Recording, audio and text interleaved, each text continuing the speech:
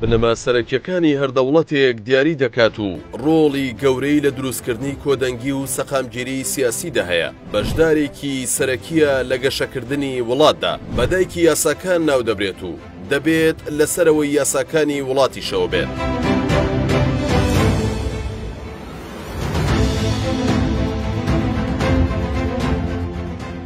مافە سیاسی و کۆمەڵایەتی و گشتیەکان دیاری دەکات و ڕەنگڕێژی ئازادیە گشتیەکانیش دەکات و ڕۆڵی گەورەی دەبێت لە بنیادنانی هەر وڵاتێک لە هەموو ڕوویەکەوە. دەستور ئەو بنەمایی لە دوای زیاتر لە 30 ساڵ لەبوونی پەرلەمان و حکوومەت و قەوارەیەکی یاسایی و سیاسی لە هەرێمی کوردستان کەچی کوردێشتان نەبووتە خاوەنی و ئێستا سەرۆکی هەرێم دەیەوێت کورد بکاتە خاوەنی. ڕۆژی سێشەمە نێچیروان بارزانی سەرۆکی هەرێمی کوردستان گەیشتە شاری سلێمانی و لەگەڵ بزوتنەوەی گۆڕان و یەکێتی نیشتیمانی کوردستان کۆبەوە. پرسی سەرەکی کۆبوونەوەکانی سەرۆکی هەرێم لە سلێمانی بابەتی دەستوری هەرێمی کوردستانە، هەروەک چۆن ڕۆژێک پێشتر لەگەڵ یەکگرتووی ئیسلامی و کۆمەڵی دادگەری بۆ هەمان بابەت کە دەستورە کۆبەوە کە چەندین ساڵە لە نێو ڕەفەی حیزبەکان دانراوە و تۆزی لەسەر نیشتووە. بەرلەوەی باسێک لە جوڵە سیاسیەکەی نێچیروان بارزانی بکەین، سەرنج ڕادەکێشین بۆ بابەتێک کە هاوکات لەگەڵ سەردانەکەی نێچیروان بارزانیدا ڕوویدا، ئەویش پەسەندکردنی سزادانی چالاکوانان و ڕۆژنامەنووسانی بادینان بوو. لەو کاتی نێچیروان بارزانی لە کۆبوونەوەدا بوو کە چاودێران پێیان وایە بۆشایی نەبوونی دەستور وای کردووە چەندین کاری هاوشێوەی سزادانی دەستگیرکراوانی بادینان بوونیان هەبێت. هەوڵەکانی دانانی دەستورێک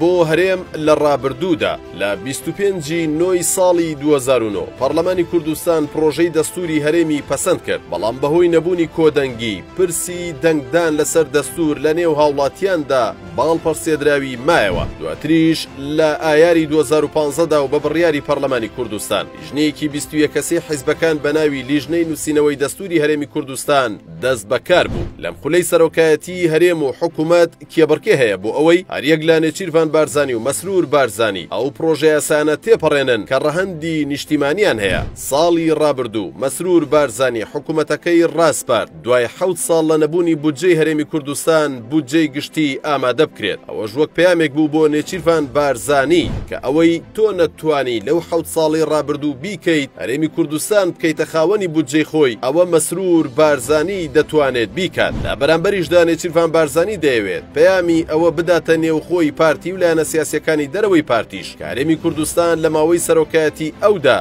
دەبێتە خاوەنی دەستوری خۆی. بەتایبەت ئەگەر نێچیروان بارزانی خواستی خۆ کاندیدکردنی بۆ پۆستی سەرۆکۆماری عێراق بێت، ڕۆژە یاسای دەستور دەبێتە دواهەل بۆ ئەوەی شوێن پەنجەی خۆی لە ماوەی سەرۆکایەتیەکەی جێبێڵێت. ڕۆژە یاسای دەستور چۆن ئامادە دەکرێت بۆ دەنگدان؟ بە پێی یاسای ژمارە 4 ساڵی 2015 لیژنەی ئامادەکردنی دەستور 90 ڕۆژکاتی هەیە بۆ ئەوەی پرۆژەی دەستور بۆ دەنگدان ئامادە بکات. بەڵام ئەگەر نەیتوانی ئەو کارە لەو ماوەیەدا تەواو بکات کاتەکەی بۆ درێژ دەکرێتەوە. دواتر دەبێت ئەو پرۆژەیە لە پەرلەمان بە دەنگی دوو لە سەرسەی ئەندامان پەسەند بکرێت. بەو پێ بێت نێچیروان بارزانی تا هەڵبژاردننی پەرلەمانی عێراق نەکاتێکی زۆر نەکەمی لە بەردەستدایە، بەڵکو ئەو کاتێک کە ماوە و نزیکەی 5 مانگە بەشی ڕازیکردنی لایەنە سیاسیەکان ناکات کە هەمووان دەنگ لەسەر دەستورێک بدەن کە پارتی دەیەوێت زۆرترین هێڵی گشتی دەستورەکە دابڕێژێت. یەکێتی گۆڕان و ئیسلامیەکان چیان دەوێت؟ هێزە سیاسیەکانی دەرەوەی پارتی دەیانەوێت داواکاریەکانیان لە پرۆژە یاسای دەستوردا جێگیر بکەن. ئیسلامیەکان دەیانەوێت سەرچاوەی یاسادانان لە نێو دەستوردا گەڕانەوە بێت بۆ